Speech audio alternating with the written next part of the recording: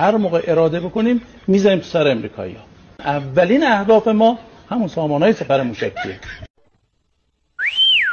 تمام کرک و پشم شما را به باد میدم. از خاکمون، از منافعمون، از فضامون به نحو احسن دفاع بکنیم. اگر کوچکترین تعرضی از ناحیه رژیم صهیونیستی قدموا المال والسلاح للمقاومة الباسلة. إسرائيل أي من إخواننا إذا قتلت دست کار اسرائیل رو تمام میکنه. فكان لهم فضل كبير جدا وكانوا مع